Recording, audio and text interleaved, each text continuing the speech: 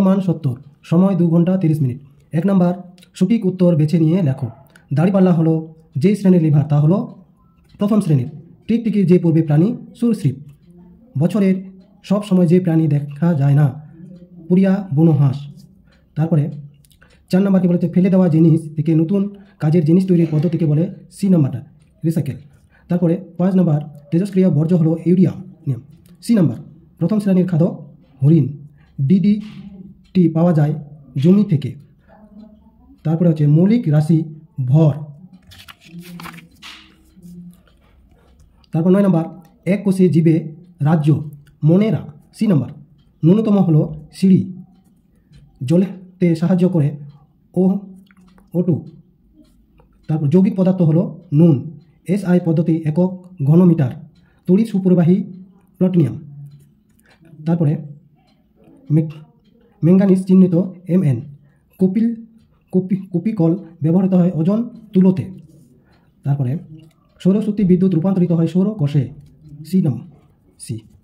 তারপরে উষ্ণতা মাপা হয় কেলভিন। এ নাম্বার, মৌমাছির নাচের ভাষা আবিষ্কার করেন। ডি নাম্বারটা ভলফ্রিজ।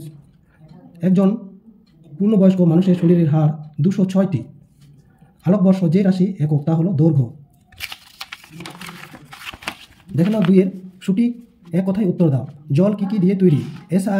এসআইতে কোন রাশির একক কিলোগ্রাম? উদ্ভিদের বৃদ্ধিতে কোন যন্ত্রের সাহায্য হয়? দ্বিতীয় শ্রেণীর লিভার একটি উদাহরণ দাও। কলার খোসা কি প্রকার বর্জ্য পদার্থ? জলকে দূষিত করে কোন ধাতুকল্প? কিসের মাধ্যমে নদীর জল থেকে তড়িৎ বিদ্যুৎ উৎপন্ন করা হয়? একটি মৌলিক পদার্থের উদাহরণ দাও। একটি পরিয়া পাখির উদাহরণ দাও। একটি তরল ধাতুর নাম লেখো। খাদ্য পিরামিড প্রতিটি ধাপকে কি বলে?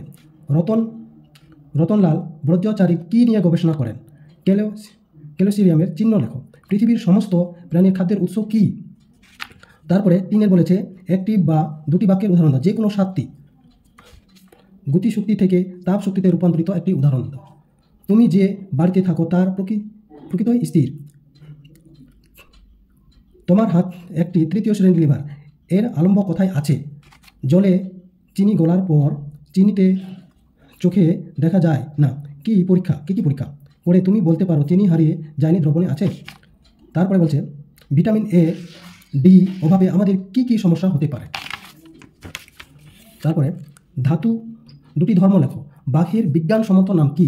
4 নম্বরে বলেছে 3-4টি বাক্যের উদাহরণ দাও। যে কোনো 7টি। বাতাসের উপাদান কি কি? বাড়ির বজ্র পদার্থগুলি কিভাবে ব্যবহৃত করা যায়? রক্তের বিভিন্ন কণার নাম লেখো এবং এদের কাজ উল্লেখ করো। তারপরে লিন্ডেম্যানের 10% সূত্রের ব্যাখ্যা করো। কোন কোন মশা কামড়ালে ম্যালেরিয়া, ফাইলেরিয়া এবং ডেঙ্গু রোগ হয়? শ্রমিক মৌমাছিরা কি কি কাজ করে? বজ্র ব্যবহারের ক্ষেত্রে 4R পদ্ধতি ব্যাখ্যা করো। ফসিল কিভাবে তৈরি হয় তা সংক্ষিপ্ত ব্যাখ্যা দাও। সকল শক্তির উৎস সূর্য ব্যাখ্যা করো। সরল যন্ত্র কাকে বলে? উদাহরণ দাও।